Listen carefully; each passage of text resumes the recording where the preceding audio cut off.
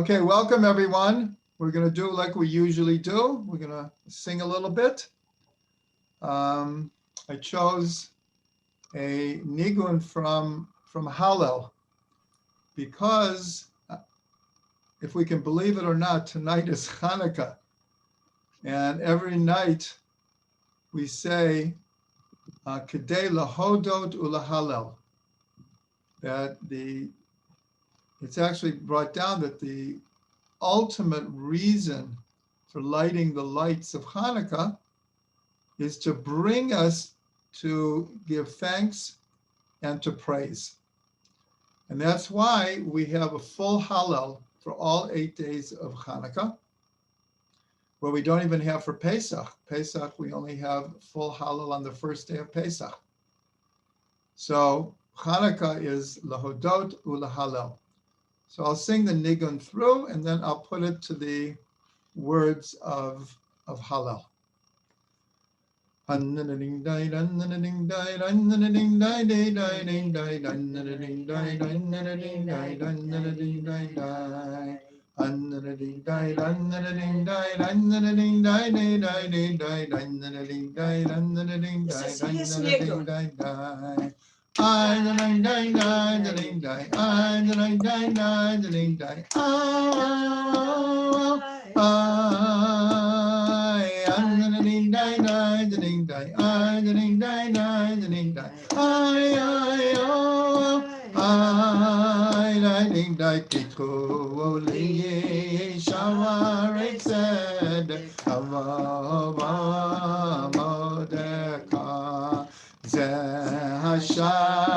Lashem tzadikim yavuvam Odecha ki anitani vatei li Yeshua Odecha ki anitani vatei li Yeshua Even ma'asu avabonim haita l'rosh pina. Even ma'asu avabonim haita l'rosh pina. Me'et Hashem hotazor hiniv lapeinenu. Et Hashem Kinyazot Hini v'lat b'yeineinu Zeh hayom Asa Hashem Nava Gila v'nismecha bo Zeh hayom Asa Hashem Nava Gila v'nismecha bo Hallelujah,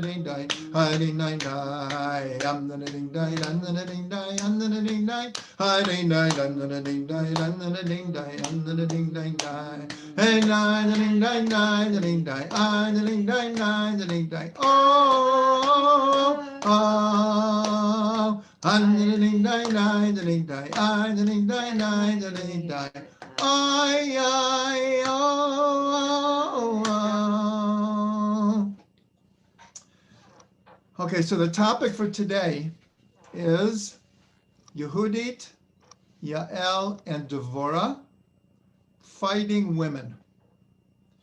Now, when we first started giving thought to this series, we only meet once a month. So we tried to make it that the women that we're going to be talking about have something to do with either the Torah portions that are in that time of year or a holiday. So because we are at Erev Hanukkah now, and we have a tradition, it's actually even a halacha, that women are not supposed to do work during the half an hour that the lights are lit. And the reason that's brought is because women had a big part of the miracle of Hanukkah. And that I'm going to leave to my wife to begin to explain. So because of that, we thought, why not expand this idea of the merit of the women on Hanukkah? As we'll see, both of the women that are involved here, they were fighting. They were literally fighting women. So we added Devorah, and just the whole concept of fighting women through the ages. Now, I believe my wife is going to touch on this. There's many different types of fighting. There's fighting with a sword, and there's fighting with the mind, and there's fighting with conviction, and there's fighting against just general opposition. So that is the introduction. My wife, the last few classes, we kind of go back and forth. This time we're doing it differently. My wife is going to take more or less the first half of the class and lay a framework for a number of women over different generations. And then I'm going to come in and try to add a deeper mystical understanding of who some of these women were. So I want to start chronologically with Tamar, because she's in this week's Parsha. And Tamar fought with silence. And actually, David HaMelech wrote a special psalm for her in appreciation of her way of fighting. She fought for her rights. She had a prophecy that she was going to bring a child from Yehuda. And we're going to see, remember Yehuda, because we're going to see another connection to one of the significant women of Hanukkah. And so I had a vision of what it looked like when she sat bepetach einayim. She was sitting at the opening of the crossroads, and Yehuda assumed that she was a prostitute. You see that she's covered up except for her eyes. V'teshev bepetach einayim. So David wrote the song, the Michtam, I have to look at it. Le David Michtam al Yonat Elem Rechokim. So the Yonah is a symbol of peace, and it's ironic, and we all know it from our experiences here in Eretz Israel, that the way to get to peace is to fight and to stand up strong. And the stronger we are and the more fighting we are, the more peace is going to be everlasting. So that's the way I wanted to start, because that was the chronological experience of the ancestress of David HaMelech, who wrote that song special for her. So Elem means someone who's silent, who has no words to express. She sat quietly at the crossroads, and when it came time for the judgment and the crisis, she was silent about the identity of the father of her child. And through that silence, she won her battle. But then we go on through history, and we have a saying from the Zohar, Shat tzlota, shat krava. The time of prayer is the time of fighting. And what are we fighting when we're praying? We're fighting our Yetzer Hara. The Yetzer Hara is distracting us with grocery lists and with things to-do lists and with all kinds of distractions around us, especially women, when we have so much on our plate and so many responsibilities. To try to concentrate during prayer is like, it's a constant struggle. It's a battle. So who was the fighting there? The fighting woman was Hannah. When she was praying, we learned so many of the laws of prayer from Hannah. She was also fighting for her right to have a child. She was fighting for her dignity, her identity. When Elia Cohen thought she was a shikora, she was drunk, and she was just babbling on in a drunken state, she stood up for her rights. She fought back. And she was blessed with Shmuel, the anointer of all the kings. Okay, so that's one of the battles that we're going through there is called Itkafia. Itkafia l'sitra achra. And this is brought down in the Tanya a lot. The Alter Rebbe, who freedom from jail and the treasonous gezerah that was on him in Russia was released on Yud Tet Kislev. So we're like riding on that coattails. That every time we subdue, we fight against the Yetzer Hara. We have a taiva to eat that piece of chocolate cake, but we wait 5 minutes and we say a kapitel Tehillim. Already it's called Itkafia L'Sitracha. We have subdued the other side. We have overpowered that whatever urge it is. We want to say something in an angry tone. We want to say something Lashon Hara Chas v'Shalom. But we have the urge and we control it even for 5 minutes. Even if we can postpone it, we're doing Itkafia L'Sitracha. And apparently this has like spin-off and vibrations and waves that all go up to the highest heavens and can change Gezerot. So we have a power. We have a power to fight back. And now we come to Devorah. And chronologically speaking, Devorah the Shofetet, Devorah HaNeviah. And she's got this title. She's called Eshet Lapidot. So the Mefarshim talk a lot about why is she called Eshet Lapidot? What's going on here?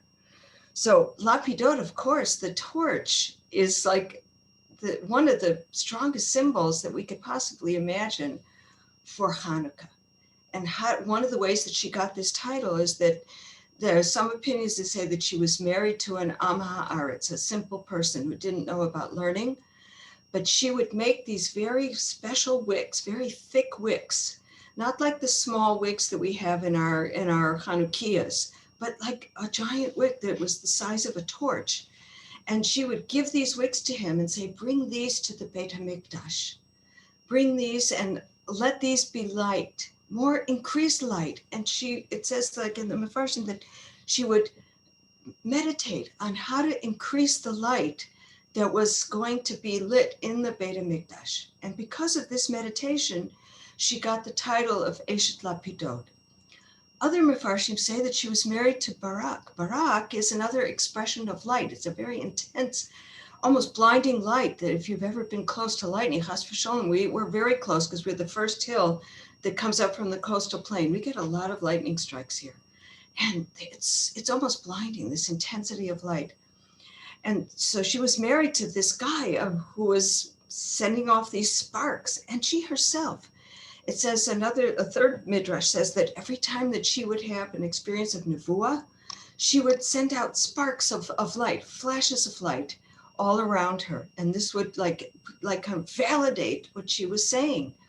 And when she was going out to battle and she needed Barak to come with her, and the agreement and the union of, some say husband and wife, that she was actually married to Barak.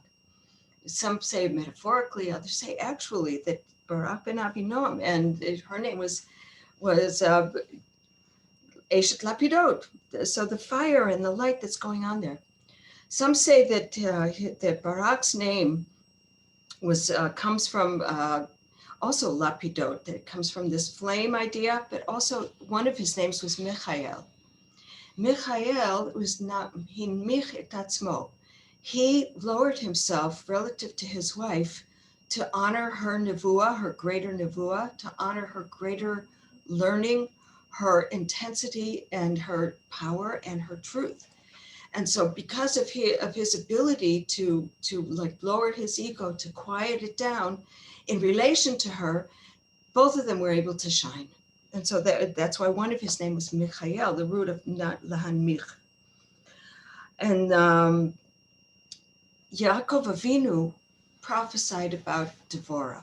He saw in the future that there would come from Shevet Naphtali, that would come from Naphtali, Ayala Shlucha. Now this is feminine.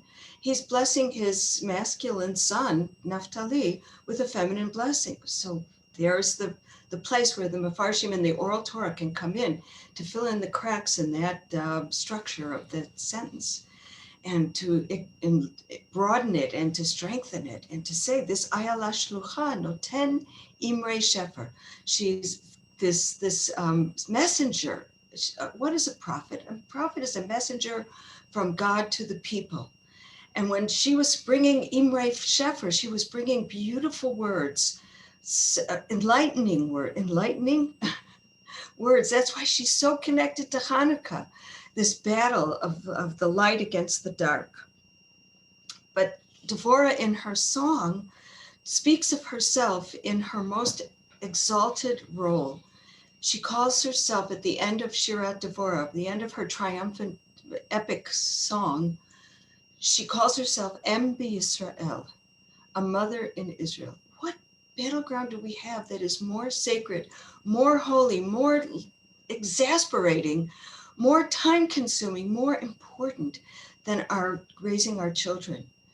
And whether father, mother, sometimes, good cop, bad cop, we have to take these different roles of battling with our children to keep them in line, to keep them on track, without crushing their spirit.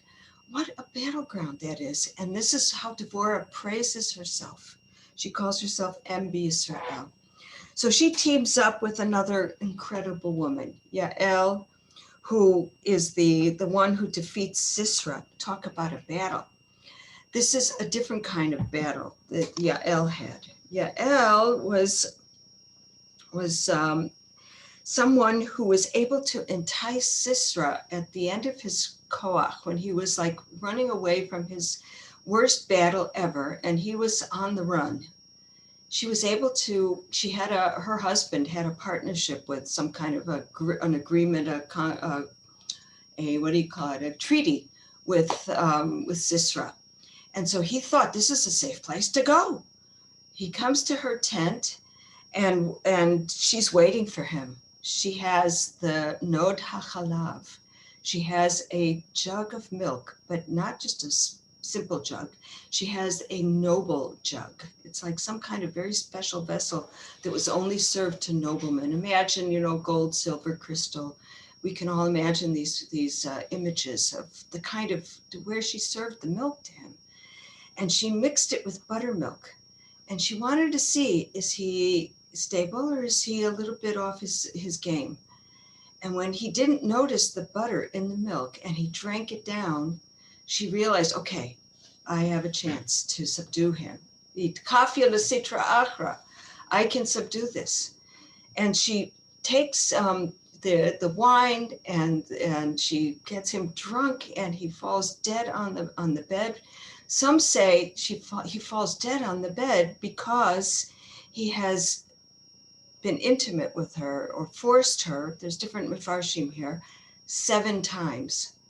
7 times he laid with her. It says in the Song of Devorah, it says Ba'asher Kara Sham Nafal Shadud.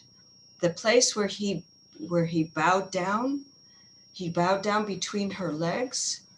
This is where he fell to the sword, because at that point Yael knew that she wasn't going to be over. She wasn't going to transgress the mitzvah of a woman not wearing a man's garment. And there's a big debate about women in the military. And so we're not going to go there, but we're going to say that we're going to honor Yael, that she took a feminine tool. She took a yated, which is a tent peg, and the women were skilled at setting up their tents and taking down the tents from the years of the midbar.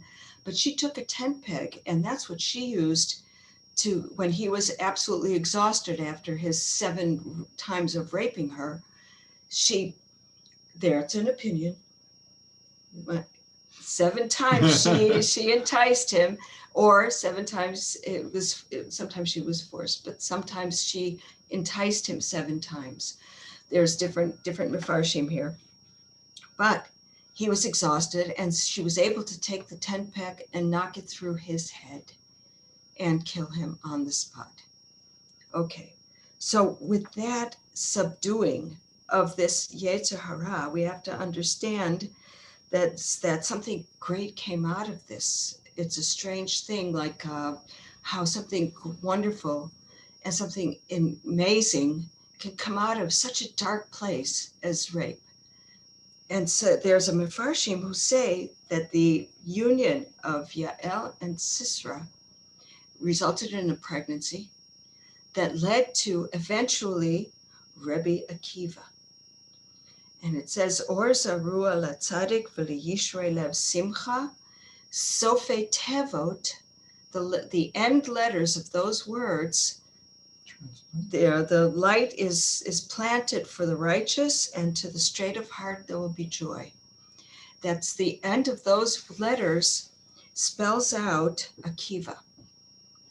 The ends of each end word. Or Zarua La Tzadik, here's Or again, light, Hanukkah. Why are we talking about this now? And one of the main reasons we're talking about this now is that there's a big debate about who actually got the ball rolling for the revolution against the Greek Empire. So some say, of course, we know the story that happened here where we live in Modi'in, the home of the Maccabees, which was a town of Kohanim. And we have a massive oil press in our front yard from the Byzantine era to show that this area was a big olive production location. And to have pure oil for the Holy Mikdash, it had to be supervised by the Kohanim. Okay, so we know that, the whole setup with Matityahu and the messenger from Antiochus, and you have to offer a pig. And one Jew, Hellenized Jew, steps up to the plate, I'm going to do it, and Matityahu kills him. And the reaction from the government is to wipe out this Modi'in, but when they got here that night, nobody was home. Modi'in had burned down, and we just experienced this a year and a half ago. Our Moshav, our little village here, burned down. And now we're rebuilding. And this week we inaugurated the caravan park for some of the families who've been homeless to be able to come back. By miracles, our home was spared, and all of our possessions, but it was full of smoke. We had to have it cleaned. Okay. When they came back to punish Matityahu, nobody was home. They had fled 15 kilometers from here up to a place called Gofna, which is around Rosh Ayin. And they hid out in the caves there, and that was how the military side of it started. But some say that there were other things that were going on in the background. One of the atrocities that was happening during this time, now the War of the Maccabees took 25 years. We think about it, okay, 8 days, done, miracle, miracle, let's celebrate, let's eat latkes. But it wasn't so simple. It took 25 years.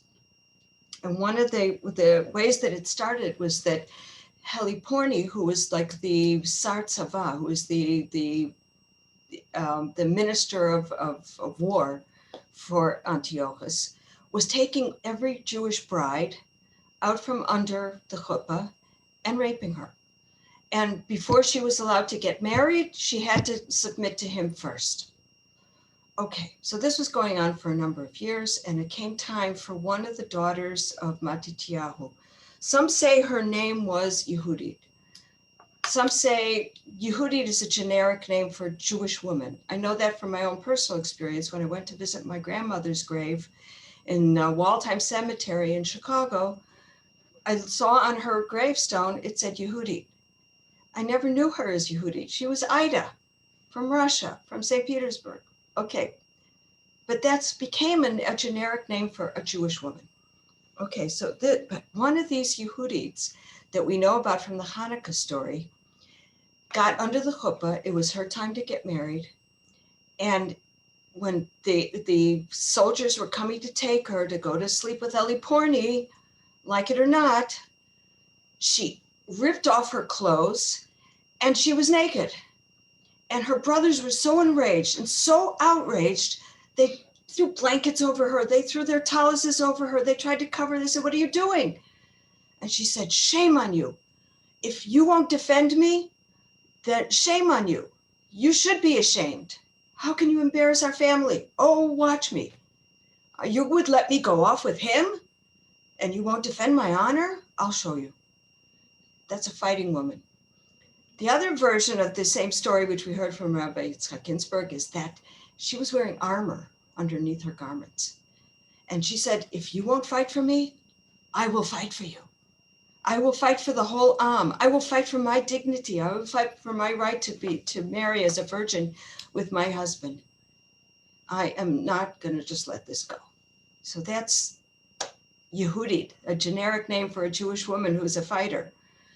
Okay, now we come to, of course, you know the story of Yehudit, the one who is brilliant woman. She's a widow. And like Tamar, she takes off her widow garments. After praying and securing the backing of the Kohanim, she enables herself with her handmaiden to go out into the camp. There was a siege around Jerusalem. People were dying of thirst because they cut off access to the water source of Jerusalem, which was outside of the city walls. And anyone who dared to go out and try to get water was instantly killed. But this was a beautiful woman. She took off her widow garments. She put on her best makeup, kind of like when the Midrash tells the story, she's putting Tamrukei Hanashim. It sounds like Esther Amalka. And so she gets all dressed up in her finery, but she has a finery that is deeper than the superficial, just like Esther fasted for 3 days. And her complexion, they say, was green, and that was considered, attractive. So this Yehudit also fasted and prayed. She had a special little room up in the Aliyat Gag. It was like, this is like a place that overlooked the Temple Mount in Yerushalayim. And she would go fast and pray.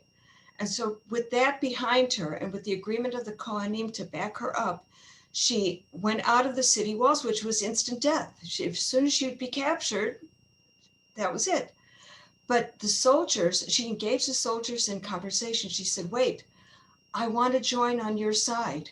I see that God has given over my people into the hands of your general. Allow me to join up with you, and I will give you the secrets of the Jews so that you will know how to fight this battle without losing one man. Allow me to just have a conversation with your general. And they looked at her and they said, she's so intelligent. She's so beautiful. We better take her to the general. So they bring her in, and what does she have? She has Nod HaChalav. She has this beautiful, elegant, crystal, gold vessel with milk in it. And she gives it to him to drink. And she engages him in conversation, but she builds it up very slowly. She could see that he's attracted to her. And he could have taken her right on the spot, but she said, wait, I have very important information for you so that you will not lose one man. She became a spy, like a double agent. And she was going to entice him, and she kept leading him on. This went on for 3 days. So she built up the confidence. She and her handmaiden would come in.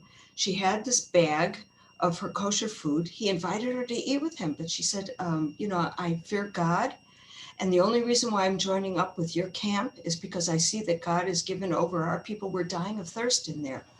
Has given over our people to your hands. And so I'm going to join up your side because God is obviously on your side. And she instructed him about kashrut. And she said, see, this is the food that I can eat. And on the third night, after he was just really, really longing for her and sick with lust for her, she gives him this very strong wine. He's knocked out, just like Yael with the Nod Chalav with Sisera. Same parallel here. Yehudit gives him this strong wine. He's knocked out. She stays pure. She knocks him out before he can touch her. He's stretched out on his bed, snoring. She takes his sword. This time she doesn't take a tent peg. She takes a masculine weapon. She cuts off his head. She takes all of his other weapons from around his tent and slices his body into pieces. She puts the head in her bag, so it looks like the same bag that she and her handmaid had been carrying in and out of the gates for 3 days, as to not arouse suspicion. She goes back into the walls of the city. The Kohanim accept her. She said, Lo nitmeti, I was not defiled. I am still pure. And allow me to go up onto the ramparts of the city and to post this head. And when the dawn comes and the light shines on the armor on his head, his army will flee. And that is how the siege of Jerusalem was broken. And I hope that I gave you some new insights into the story, which is why we eat chalav, Mutzarei Chalav during Hanukkah. And everybody should enjoy their latkes with sour cream. And everybody should enjoy their cheese barekas in good health. And forget cholesterol. Just let the lights of the torches of Eshet Lapidot, of Devorah, burn off all the cholesterol with all the good exercise we get from experience. Your turn. Okay. Thank you, Rachel. Lots of beautiful insights there. Okay, I'm going to try to just take some of this, look one step further, but I'm going to start with an introduction because I'm going to talk a little bit about reincarnation as relates to some of these women.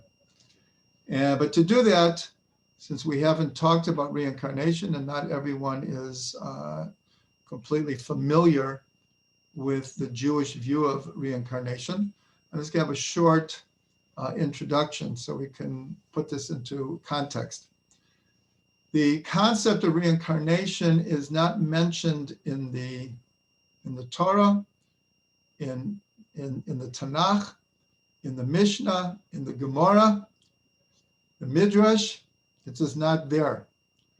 But starting around 2,000 years ago, two of the traditions that were handed down, one is called the Sefer HaBahir, and the traditions that led to the Zohar from Rabbi Shimon Bar Yochai, which eventually they were published about 1,000 years after his death as the Zohar. And the Bahir mentions reincarnation, and the Zohar takes it much further and starts talking openly about reincarnation. One of the most important places is in Parshat Mishpatim, which begins, Ve'ela mishpatim asher tasim lifnehem. And these are the judgments that you shall put before them. And the rest of the parsha is all about, if we could put it in one theme, different things that go wrong between people and how do you make judgment to fix them up. And so the Zohar in the beginning says, and these are the judgments, says these are the secrets of reincarnation. These are the secrets of Gilgul. And it goes on to explain much of the parsha according to the idea of, we'll call it measure for measure, mida keneged mida, involved in the whole concept of reincarnation, why a person would need to come back to this world. So this is just an introduction. But the person who opened up the whole concept of reincarnation was the Arizal. It's known that the Arizal spent more than 20 years in deep, deep meditation on every word of the Zohar. And even though some of the explanations of reincarnation in the Zohar are somewhat obtruse and somewhat hidden, the Ari was very, very open about reincarnation. And after he passed away, so his student, Rabbi Chaim Vital, and his son, it took them 20 years to organize the teachings of the Ari. And they finally published it in what we call Kitvei HaAri, the writings of the Ari. The writings of the Ari are made up of 8 volumes.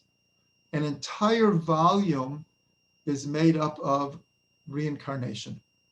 So he was really the first one to not talk about it in general or in a hidden, mystical, symbolic way, but he delved into the different characters in the Torah and revealed chains of reincarnation. So all of that is an introduction because the two women actually 3, Devorah, Yael, and Yehudit, we get from the Arizal. He was the one who revealed this. And the way he did it was, first of all, it was totally Ruach HaKodesh. He had divine inspiration. We should know that the Ari is absolutely one of the most important figures in all of Jewish history, because what he revealed in less than 3 years that he was in Sfat changed Jewish thought forever. His teachings were revolutionary, and many of them had never been revealed before. Some say, in fact, he hinted himself that he himself was a reincarnation of Rabbi Shimon Bar Yochai. Okay, so with that as an introduction, let's look at Devorah. So it says that Devorah was a judge at that time, and she sat under a date palm, a Tomer Devorah. And the Ari, again, this is all Ruach HaKodesh, and he wouldn't say anything if he didn't get what we'll call confirmation from the higher worlds. Is why does it say, why did she sit under a tree? We have simple understandings. It was for tzniut, that she didn't want to meet with people in closed circumstances. So she met with people in the wide open. And the date palm is kind of like today with COVID, social distancing. It was kind of like that. The palm tree is very tall, and there's not low branches. I mean, there's certain trees that you practically can hide in the branches. So that's how it's explained. She did it for tzniut purposes. But the Ari revealed that it's more than that, is that Tamar, my wife spoke about Tamar. Tamar is the one who ended up sleeping with her father-in-law, Yehuda, and giving birth to the lineage that would lead to King David. And that Tamar was reincarnated into Devorah in order to fix something, because in order for her to bring the beginning of the line that would lead to David HaMelech, she did pose as a prostitute. And she was at the crossroads called Petach Einayim.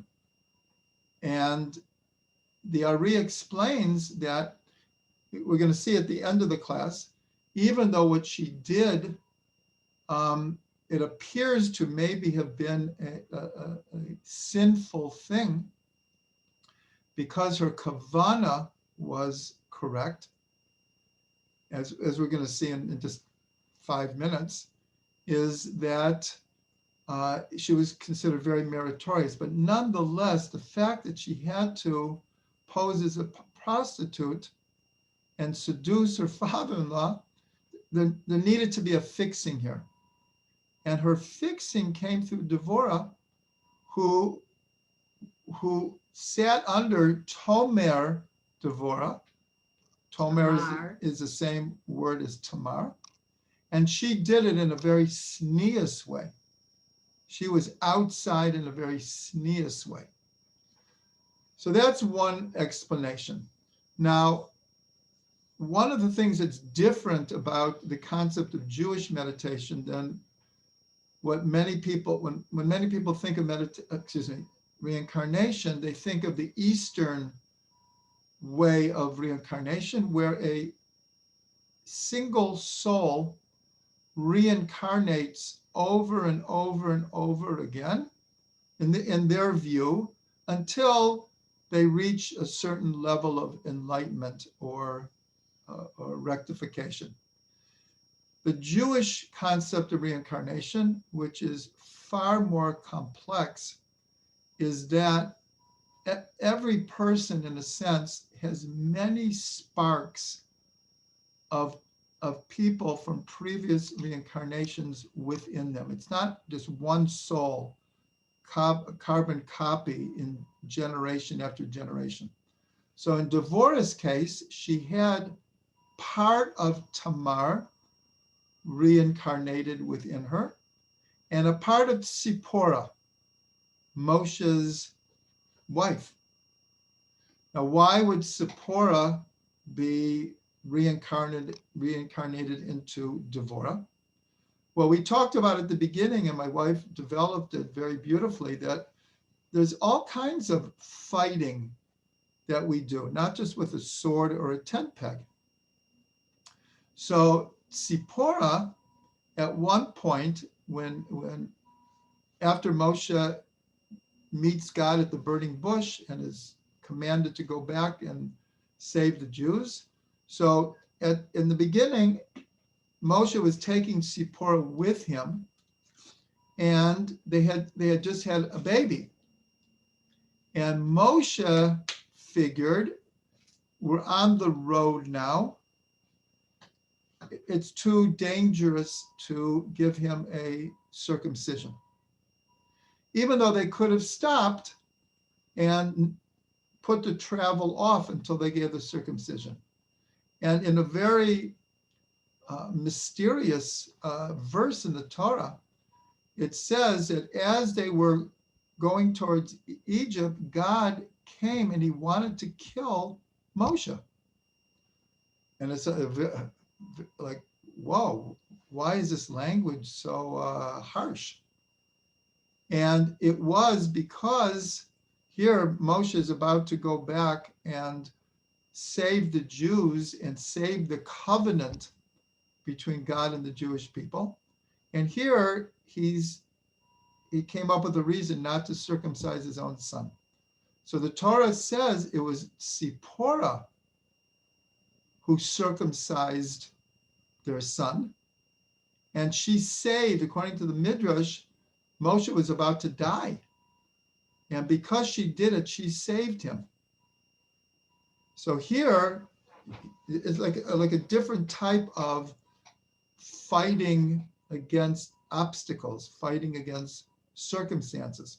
But the Ari says, as a result of that, she took the baby back to Midian, and she did not join Moshe until he brought the people out. And when she heard that when they crossed the Red Sea, they had sung a song, and especially that the women, Miriam took her tambourine and led all the women in singing, that Sipporah felt, why did I have to miss that? Like her soul was like, I also wanted to sing. I also wanted to celebrate the Jews coming out of Egypt. So the Ari says there was a part of her that needed fixing, that needed completion. Completion is a better word in this case. And so therefore, part of her soul reincarnated into Devorah so that she would be able to sing the song of Devorah. Now, the song of Devorah, I'm just mentioning this on the side, is one of what are called 10 archetypal songs sang throughout all of history. We're told that 9 of them have already been sung, and the 10th is waiting for Mashiach and the final redemption, Shiru Lashem, Shir Chadash. That's when a new song will be revealed when Mashiach comes. But it's interesting to note that two of the 9 that have already been sung are by women, the Song of Devorah and the Song of Chana. And also a third is part, because the Song of the Sea had Miriam and all of the women participating in the song. Okay, so that's for Devorah. Now let's go to Yael and Yehudit. And this is, if we're following the way the Ari is explaining how reincarnation happens, so it's almost kind of like an obvious connection between Yael and Yehudit, because they acted in similar ways. Yael in a tent alone with Sisera was able to kill him and help end the war. And he was the general. And Yehudit was able to break the siege in a tent with the general. But as Rachel pointed out, one used a tent peg and one used a sword. So other than the circumstances that are being very similar, why would we think that Yael was later reincarnated into Yehudit? Because she there was a tikkun here. As my wife pointed out, Yehudit never slept with Heliporni, the general. She did it like through tremendous seichel and tremendous planning, and she avoided all that. And prayer. Yael and prayer.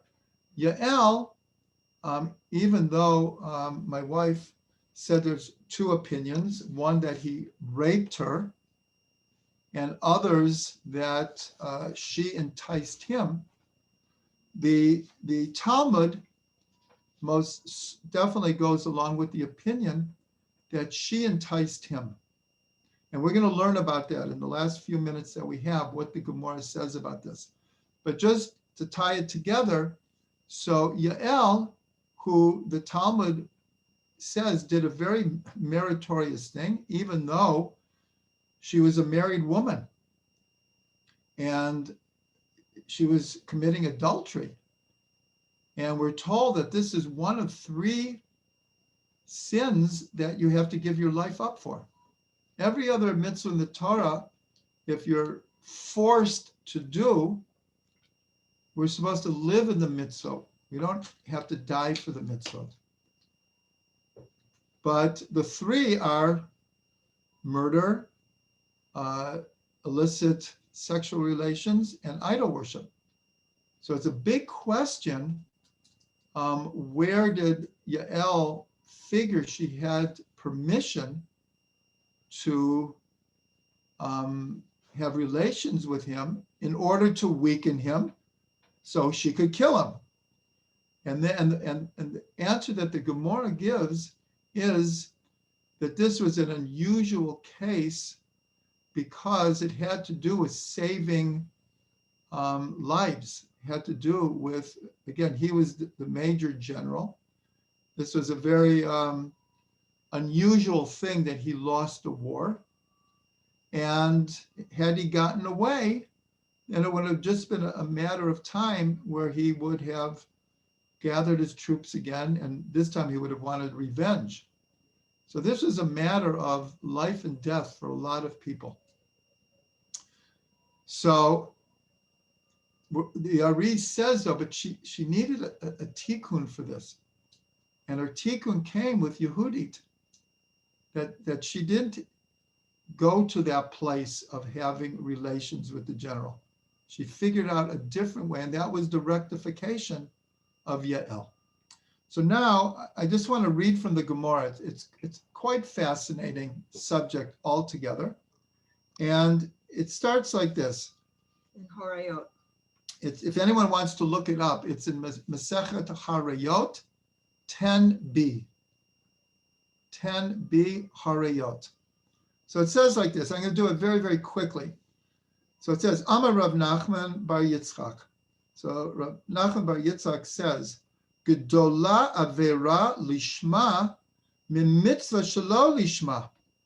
Greater is a sin that's done for the purpose of heaven, for the sake of heaven, than a mitzvah that is not done for the right intentions. So, how do we know this? He brings a pasuk, Shenemar Tevorech Menashim Yael.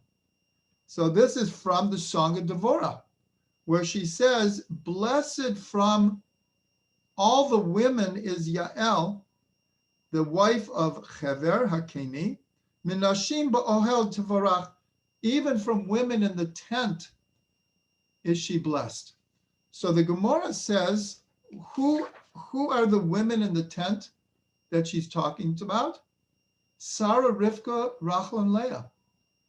So Devorah is saying there's something about what Yael did that's even greater than the matriarchs. So this is an amazing thing. And on top of it, she did it through a seemingly, not even seemingly, through a sinful act. She committed adultery. So the Gemara is astounded by this statement by Rabbi Nachman Bar Yitzchak. Like, what do you mean that a sin done for the sake of heaven is greater than a mitzvah that's done maybe not for the best purposes? So the Gemara brings a well-known idea, and it says like this: Leolam yasok adam b'Torah u'b'mitzvot afilo shelo lishma, shemitov shelo lishma ba lishma. How can you tell me that doing a sin for the sake of heaven is greater than a mitzvah lo lishma? Haven't we learned the general principle that a person should always should be involved in Torah and mitzvot, even if it's not for the sake of heaven, because through even doing it not for the sake of heaven, it will bring a person ultimately to doing it for the sake of heaven. So the Gemara actually accepts this and says, okay, we'll read it differently. We'll read it, a sin done for the sake of heaven is equal to a mitzvah done not for the sake of heaven. Okay, so then they want to know, well, where did he get this idea that you could do a sin for the sake of heaven and it's considered meritorious? So the example they bring is Yael. They bring this whole story, which I'm not going to go back into, but here the Gemara assumes that she enticed him. It wasn't that he raped her, because then it wouldn't be called adultery, and there would be no discussion here, because there was no sin done for the sake of heaven. So they assume that she enticed him, and so the Gemara then asks a question like, okay, but to call her meritorious, didn't she enjoy what she did? And the Gemara answers that a righteous person, even if they benefit from an evil person, gets no enjoyment out of it. So what they're saying is, don't think for a second that Yael had a different motivation here, a secondary motivation, even a third motivation. She felt that was the way that she had to kill Sisera. That was the only way. She had to literally knock him out. So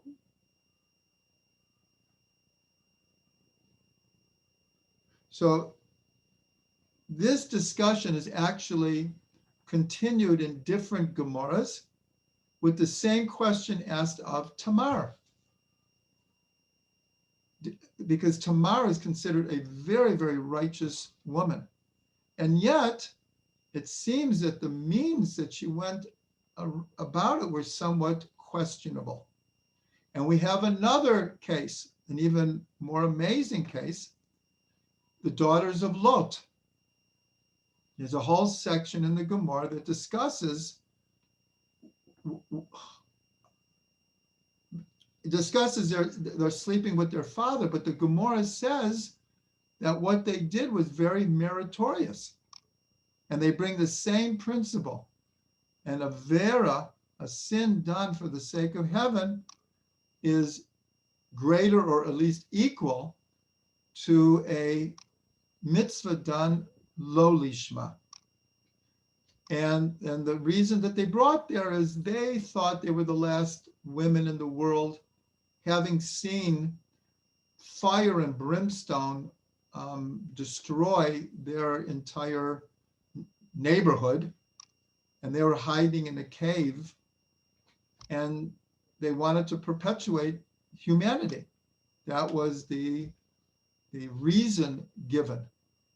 Now, we have to give like a disclaimer here that the cases that we're talking about are not even just an exception. They're like such an extreme exceptions. And that obviously no one should take this as a pass or a confirmation or an encouragement to be engaged in illegal, or non-halachic things with good thoughts in mind.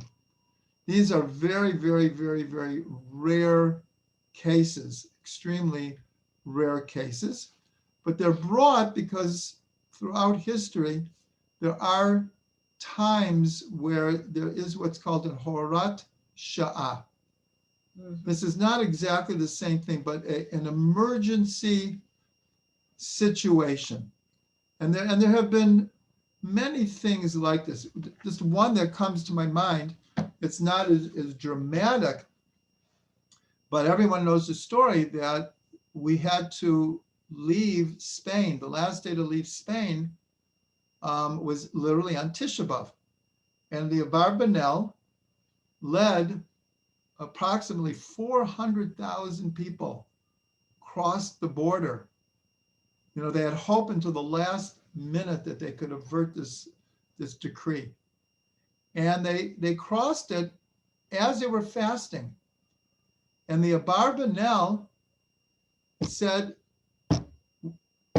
we're going to play music. We have to play music now. Because he felt that people were leaving their homes for hundreds of years with the shirt on their backs, and like no one going into the unknown. And he was really afraid that people would fall into hopelessness, would fall into despair, and wouldn't have the strength, even physically, to get to the next place. So he said, this year we're going to play music. It just came to mind, but these are very rare, exceptional cases.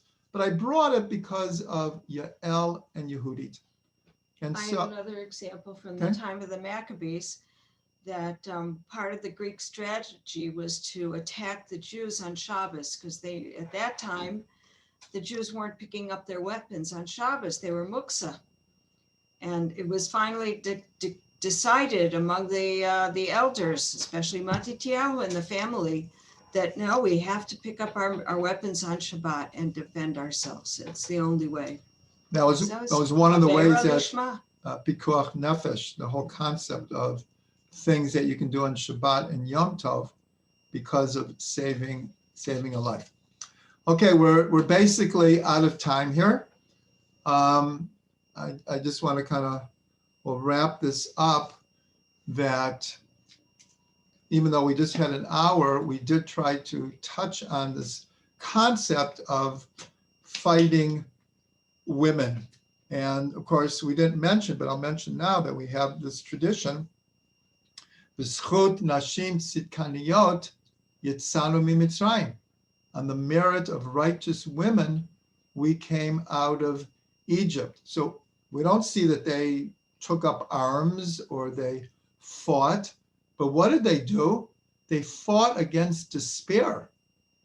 The whole story is about the husbands were quite literally too tired to be intimate with their wives, and were so driven down by the slavery. And the women, they fought against this depression. They fought against this hopelessness. And the midrash, they would take their husbands under the apple trees and they would feed them and give them to drink, and they would continue. Or Miriam going to her father and saying, how can you separate from your wife just because they're killing the sons? You're also eliminating the possibility of having daughters. So she was also like a fighting woman. She fought against the concepts of the time. So since this is a women's class, this Hanukkah, especially during let's say the half an hour after candle lighting, we should all remember that on the merit of the holy women, that they were a big part of the miracles of Hanukkah. We should all have, pardon the pun, a very enlightening Hanukkah. And I'll let my wife summarize also. Happy Hanukkah.